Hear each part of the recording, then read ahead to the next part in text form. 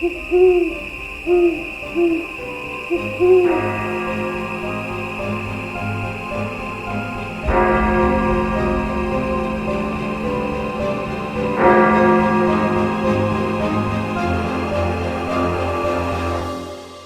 12 past 3.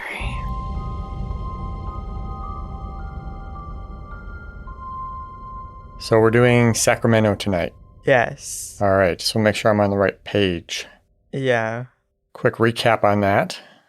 This goes back to me having a dream about we were going to do not a live broadcast, but recorded live in front of a studio audience, I guess. Oh my gosh. Right? Yeah. And in the dream, we were talking about what we should talk about during the recording, and I brought up Sacramento for whatever reason. Yeah. So now we're doing an episode about Sacramento. Real quick, though, I did promise I would give you an update on my journey to becoming a psychic. Yes. I was going to ask about that. Oh, were you? Okay, sorry. Go ahead. So this stems from I'm reading the book. Obviously, I told you that. Yeah. The first step in the book, before you can really progress any further, is practicing meditation in order to quiet the mind of the day-to-day noise and become mindful so that you can become more aware of the intuitive parts of your brain. Yeah. So that makes sense. Yeah. Can't argue with that. It's hard when you have a hard time meditating. It's going to be a really difficult step. Yes. Well, luckily I've been doing meditation for quite a few years. Yeah. Not constantly, but I'm familiar with it enough. So hopefully that won't be such a big learning curve. Yeah. A little bit ahead of the game. But now I have to get more serious about it so I can get through that first learning process before I can move on to the next step. Yeah. And I'll let you know how it goes. Okay. Either way, meditation is always a great practice. Can't argue with the Buddha. No. Well, one thing that did jump out at me while reading the book, it reminded me of what you were saying previously about going with your gut feeling or intuition when a situation or person doesn't feel right. Yeah. People do have intuition, some more than others. Yeah. And it seems reasonable that you can become more intuitive. Yeah. And hopefully that is through meditation, mindfulness, and we'll see how it goes. Yeah. Anyway, so let's get on with it. Sacramento, what do you have tonight? So I'm going to talk about one of the most infamous serial killers in Sacramento, Dorothea Puente. Never heard of her. I think that's how I heard it's pronounced. It could be wrong. We'll go with that. That's going to be like some of the names in here. I've tried. We know how we know how I am. We both are. Yeah. Horrible with names. But I'm trying. That's all we can ask. Yeah. Dorothea was born January 9th, 1929 in San Bernardino County to two alcoholics. Both parents abused her and she would often have to scavenge for food. Jesus. Her father died when she was 4 and her mother died when she was 6. Wow. She was sent to an orphanage until relatives from Fresno, California could take her in. Dorothea married in 1946, but her husband died within 2 years of a heart attack. She tried to forge checks when she was struggling with money, but was caught and ended up spending 6 months in jail. Soon after, she was impregnated by a man she barely knew and had a baby girl that she ended up giving up for adoption. In 1952, she married a man named Axel Johansson, and the marriage ended up being a 14-year-long violent marriage. Wow. Talk about a rough life. Yeah. In 1960, she was arrested a couple times, spending 90 days in the Sacramento County Jail for vagrancy. She often got involved in miscellaneous illegal acts that over time would become more serious. Her illegal activity did end up slowing down when she got a job as a nurse's aide for disabled people and the elderly in their homes. After some time, she started to manage boarding houses.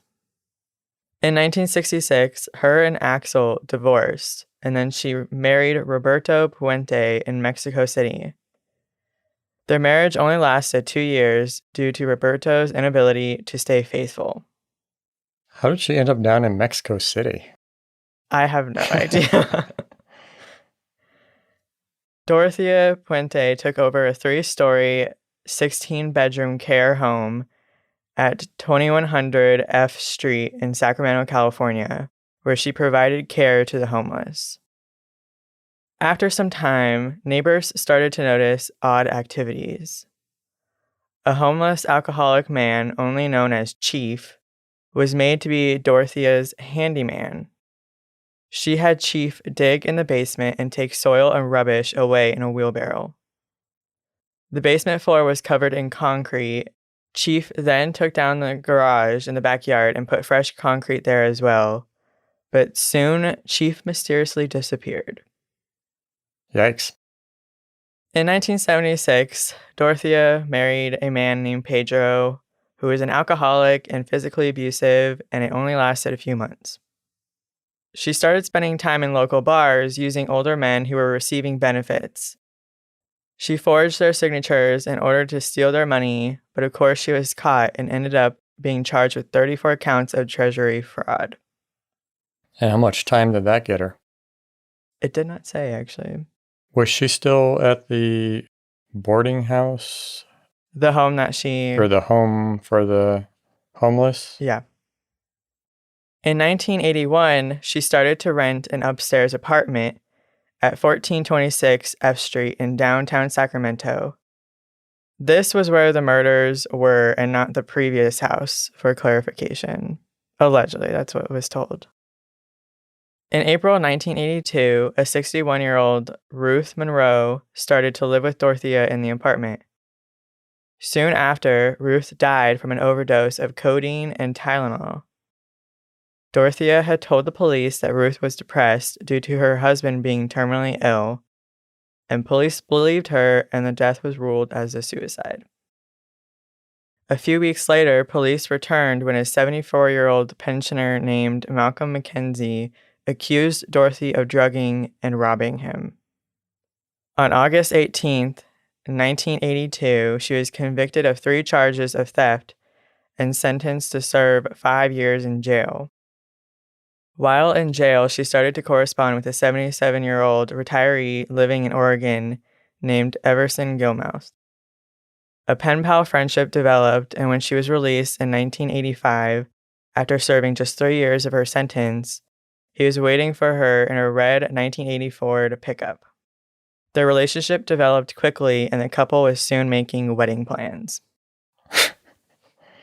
Unbelievable story so far. Bizarre. Yeah. A joint bank account was opened up and paid $600 a month rent for the upstairs apartment at 1426 F Street in Sacramento. In November 1985, Dorothea hired Ismo Flores to install wood paneling in her apartment.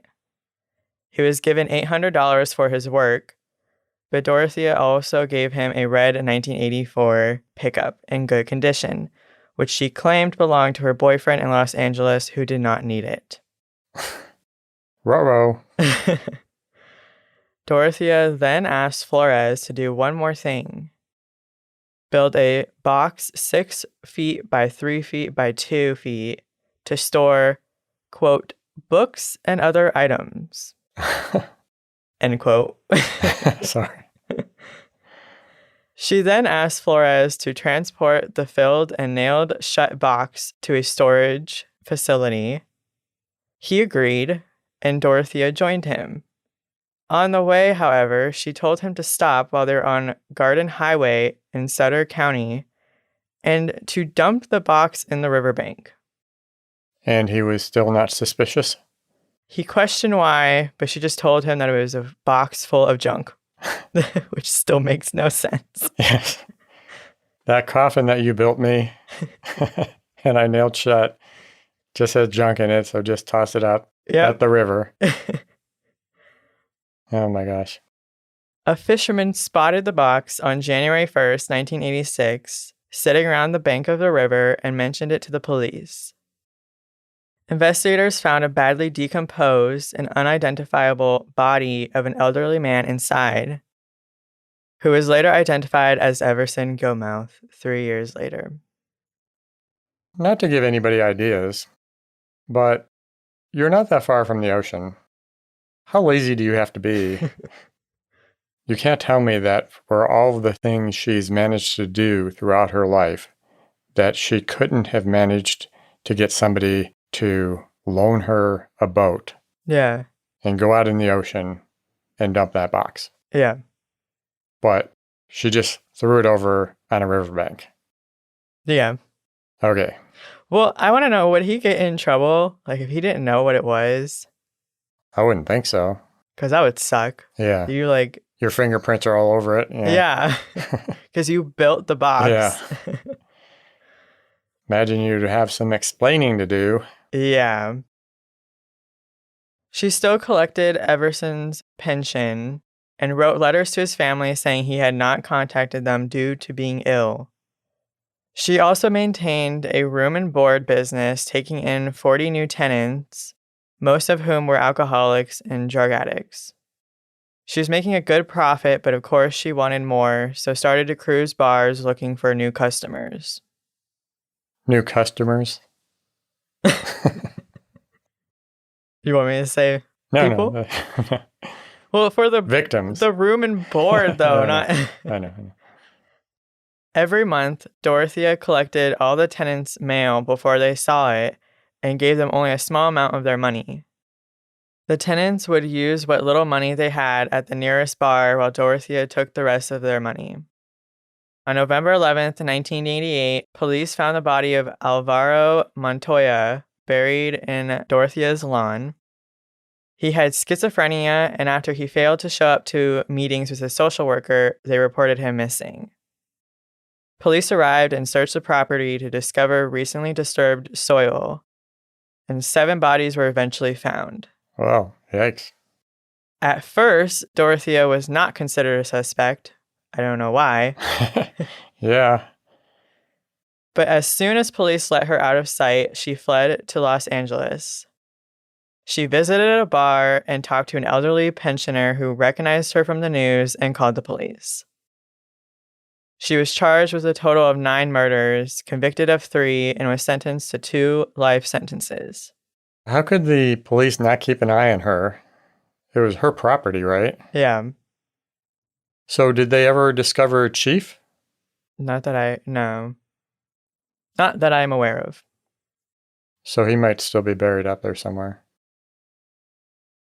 In 1998, Dorothea began corresponding with Shane Bugbee. Oh, my God.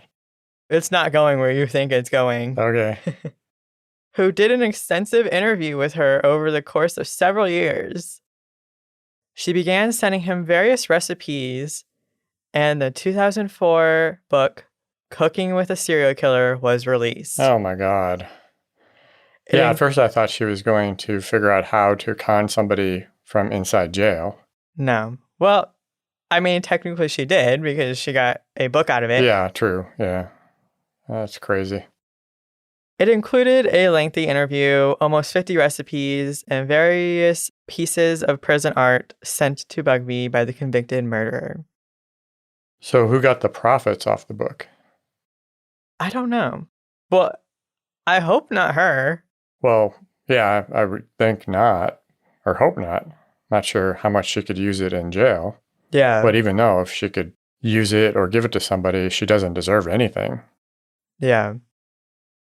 She continued claiming she was innocent and saying the tenants had died naturally all the way up until she died at the age of 82 in 2011. They died naturally and buried themselves? Hey, I didn't say that serial killers make sense all the time. I'm sorry, did she get busted for the guy in the coffin that they threw in the river? He was considered a victim, yeah. Well, One of her victims. How would she explain that? Or is she saying that they just died naturally and she was just getting rid of them because she didn't want to? It makes no sense. Makes no sense. Her life story. They are. Yeah. Her life story makes no sense. Yep. Horrible. Sad. Yeah. That is all I have. Okay. That was a lot. A lot to absorb. Yeah. Crazy, crazy, crazy. As it always is with serial killers. Yes. That was more than, I don't know, her life story was wild. Yeah. And all the shit she got away with. Yeah. I want to know how it started off with forging checks to murder. Yeah. Like, that just seems so odd. Yeah, who knows what triggers people to take the next step and stuff like that. Yeah, That's a big step from forging checks to being a serial killer. yeah. But I guess if she's figuring out ways to get money and she figured out that she could do that and still get the money, I'm assuming she was still getting their money and stuff, their pensions or whatever. Yeah. Crazy. Anything else? No, that's it. What do you have tonight? Hopefully a little bit of a lighter story. Yeah, I think so. I decided to talk about Sacramento's historic city cemetery, which is also known as Old City Cemetery, and is the city's oldest cemetery. Oh, really? Yes. Originally, I kind of skipped over this, but then there was an interesting side story associated with the cemetery. Yeah. So I thought I would just talk about it all. Is it really a lighter story if it's a cemetery we're talking about? Well, I guess in terms of the stuff that we talk about, it's lighter than... Yeah, than the previous story? Yes, but not by much. Yeah. Okay. As always, I'll go over the history, talk about the hauntings, and then the interesting side story I mentioned. History is interesting. No. Being sarcastic? No, I'm not. I'm being, honest. Okay. And if I was boring you. That would have been really rude if I was sarcastically saying that. The cemetery was established in 1849 on 10 acres of land donated by Sacramento founder John Stutter Jr.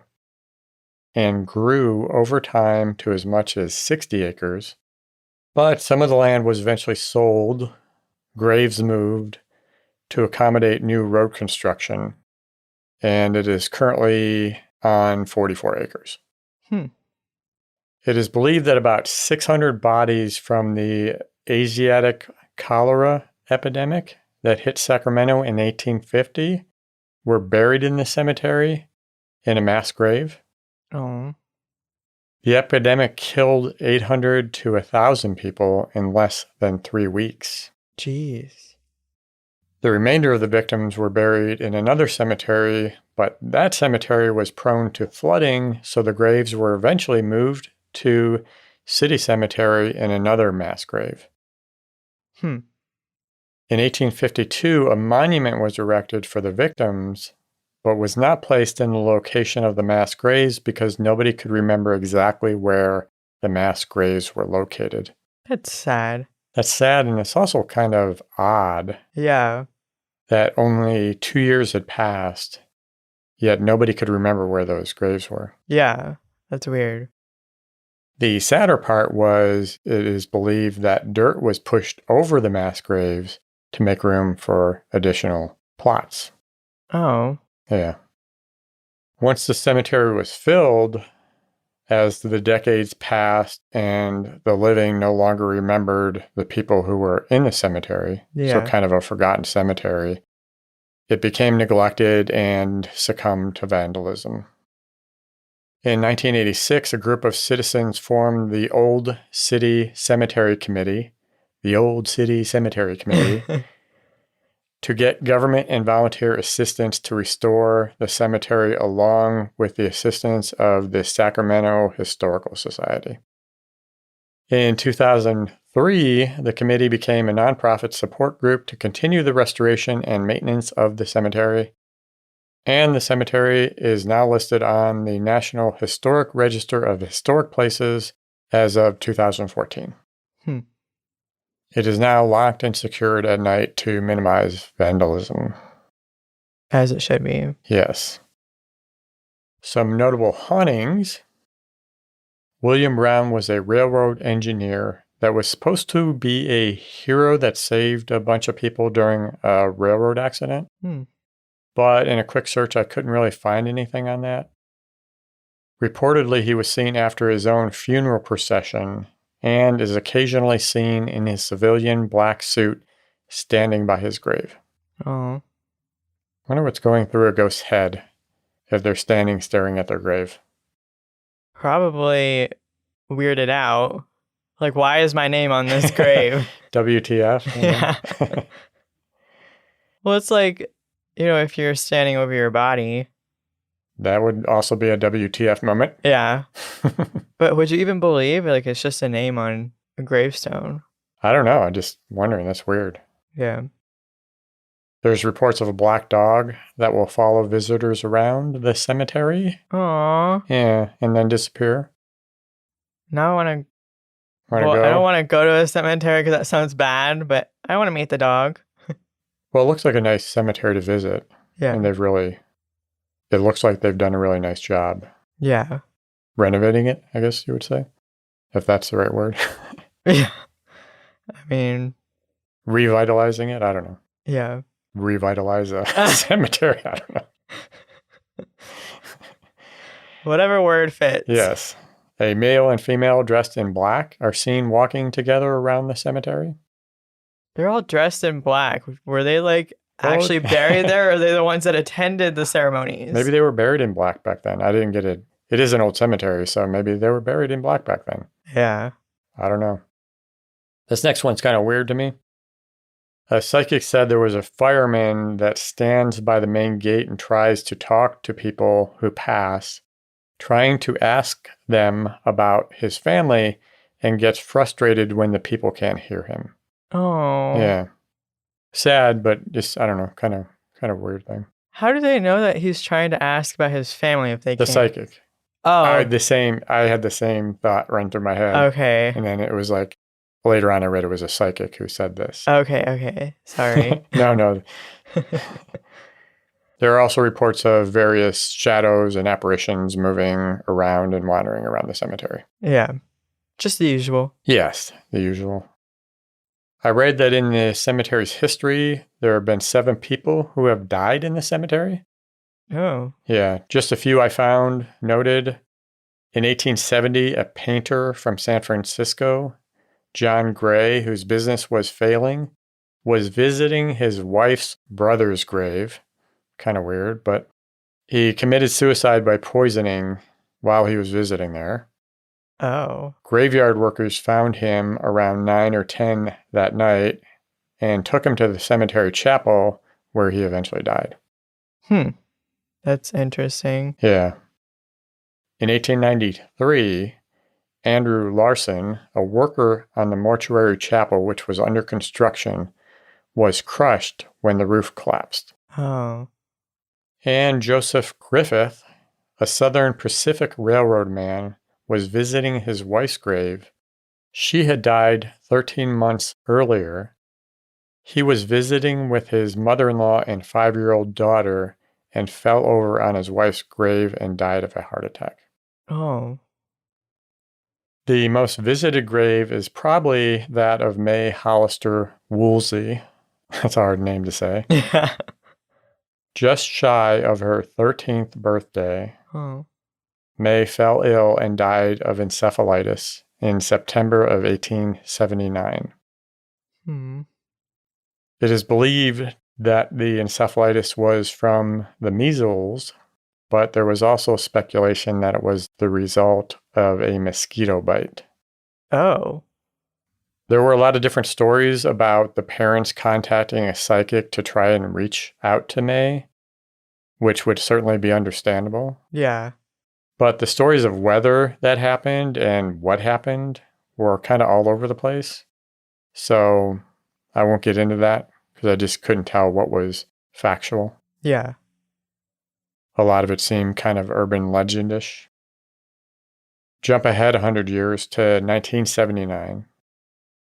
While doing restorations on the house, Ed Duffy discovered an old trunk behind a false wall. Suspicious. Yes. But the trunk contained May's belongings. Oh. It is not known if one or both of the parents packed her belongings in the trunk and sealed it behind the wall, but the trunk currently resides at the Sacramento History Museum. The museum says there were nearly 600 items in the trunk, although only a fraction of them are on display. Wow, that's a lot. Yeah. Especially for back then. Yeah, well, apparently it was everything that she owned. It said that it contained petticoats, Christmas tree ornaments, leather gloves, marbles, buttons, spools of thread, sewing kit, locks of hair, drawings she did, and her diary. Oh. Yeah. A diary that young? 12. Oh. What else do you have to do in 1879? That's true. There are reports of people seeing her at her grave, and people leave small toys and trinkets for May. Oh. And some people say that if you place your hand on her grave, you may feel her presence. There was one article that talked about strange things happening in the house after the trunk was found. Yeah. But I could not find any other sources to back that up. So either they clammed up about what was going on, or it was just rumors. Yeah. One writer who researched the story speculated that if there was anything supernatural going on in the house, it could also have been May's mother, who died in the home on February 19, 1895. But that was it. It's sad. Yes. Very bizarre, though. It's also bizarre. I mean, I get like the story and stuff, but that you're popular after death for someone to visit your grave. Yeah, that's what I was going to say. It's sad, but it's also fascinating that she's still known today. Yeah. Because they put her trunk in that wall. Yeah. And people come to see her grave. Yeah. It's interesting. But that's all I have. Got anything more? I don't think so. Or what? I added on more. Do you have anything more? Oh. Because you already had something, so. No, I don't think so. All right. Thank you very much for joining us. Make sure to visit next week for more weird and creepy stories. Don't forget to follow us on Twitter and Instagram at 12past3 or email us at podcast@12past3.com. Good night. Night.